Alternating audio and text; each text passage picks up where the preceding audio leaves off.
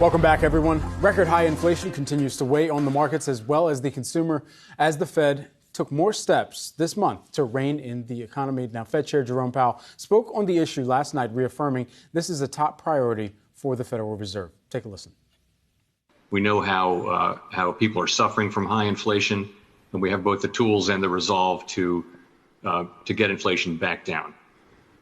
And no one should doubt our resolve in doing that. And I think if you look at how quickly we've moved in the last few months, really, then you'll see that financial conditions have tightened quite a bit. What we need to see is inflation coming down in a clear and convincing way, and we're going to keep pushing until we see that. Our next guest says that the Fed is the top driver of the markets right now. Tim Murray, T. Rowe Price capital market strategist in the multi-asset division, joins us now.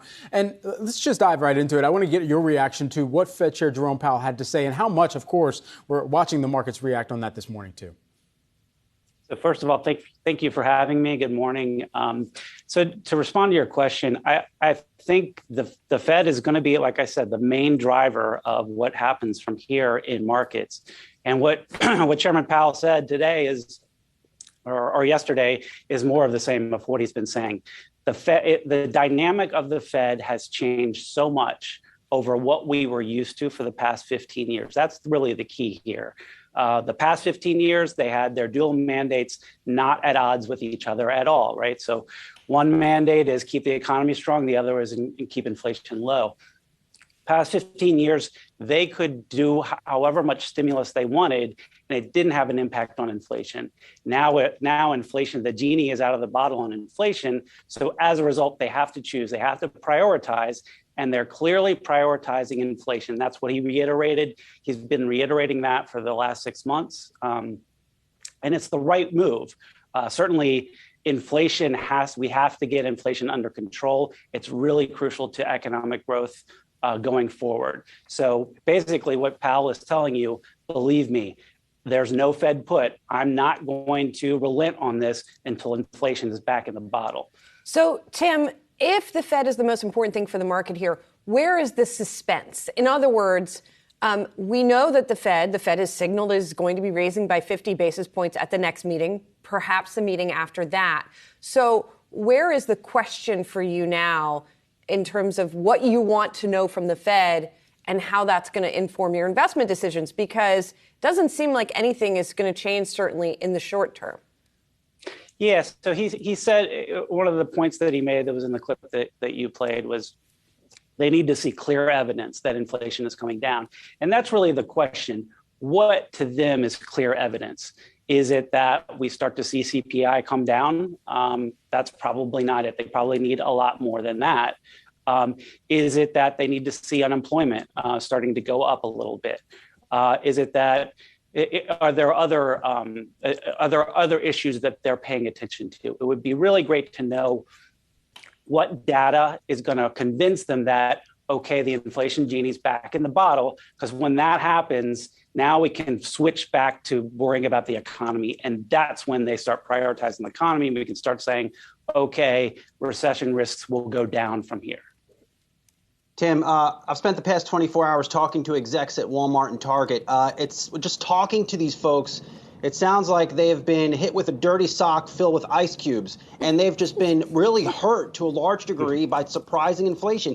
Now, if Jerome Powell is going to get all his credit for saving the economy at the height of the pandemic, doesn't he deserve to be knocked here for potentially putting this economy at risk of a major recession? Yeah, I mean, I don't know that I would say you need to knock him for putting the economy at risk for a recession. Certainly, and they've admitted this, that they probably moved too slowly as far as raising rates. But at this point, it's the choice that they have to make. I mean, if you think about it, the dynamic is really interesting here, because what has happened is we've had these supply shocks. So what that means, if you go back to Economics 101 and think about it this way, we had supply up here, it came down to here. So now demand has to either come down to there or supply needs to bounce back up. They can't really control supply. That is about COVID, that is about Putin, that is about the labor supply coming back, labor force participation coming back. what they can do is impact demand. And Powell said this as much in his last press conference. Their tools impact demand. So what they're going to do is they're going to bring demand down. And the hope is that supply comes back quickly enough that that decrease in demand isn't a recessionary decrease in demand. So that's what you need to watch for from here.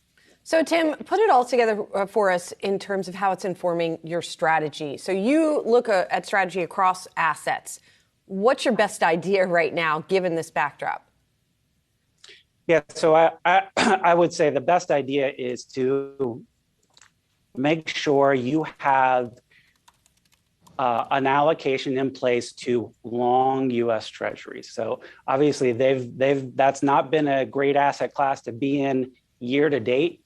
But what I would say is that as we shift, so far, the sell-off that we've seen in the market, and it's been both fixed income and equities, the sell-off hasn't been about rising rates. It's been about the market recognizing how serious the Fed is about increasing rates. And as a result, we've seen rates really skyrocket.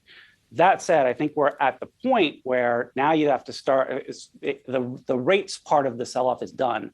The next shoe to drop would be recession, as the market hasn't priced in a recession yet. But as the market starts to think, yeah, maybe we are going into a recession, that's when you'll start to see the sell-off change form.